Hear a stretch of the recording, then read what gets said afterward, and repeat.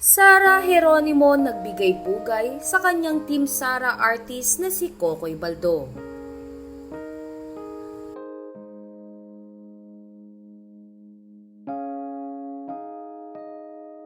Nagbigay pugay si popstar royalty Sara Geronimo sa reggae artist at finalist ng The Voice PH Season 2 na si Kokoy Baldo. Pumanaw nga ngayong araw, December 8, 2023 si Kokoy nang dahil sa aksidente sa motor.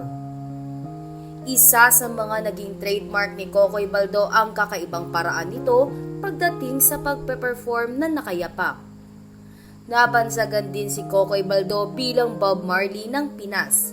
Nag-iwan nga ng matinding impact si Kokoy sa mga tao dahil sa kanyang kakaibang atake pagdating sa musika. Sa katunayan, si Kokoy Baldo nga ang crowd favorite noong mga panahon na iyon.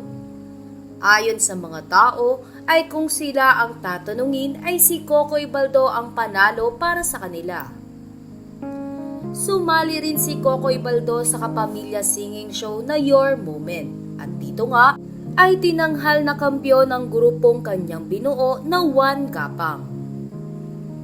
Sa pamamagitan naman ng isang Instagram post ay pinasalamatan ni Sara Geronimo si Kokoy Baldo sa pagbabahagi nito ng kanyang talento sa industriya ng musika sa Pilipinas. Ayon sa post ni Sara Geronimo, "Maraming salamat at binahagi mo sa amin ang talento mo sa musika. Marami po akong natutunan sa inyo, lalo na ang prinsipyo nyo sa buhay. Maraming salamat Sir Kokoy.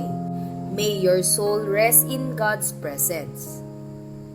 Kalakip nito ang isang larawan ni Kokoy Baldo habang nagpe-perform.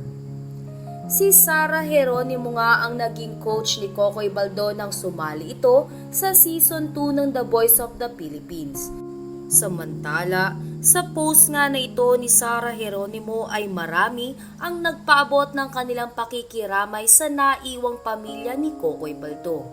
Narito ang iilan sa kanila.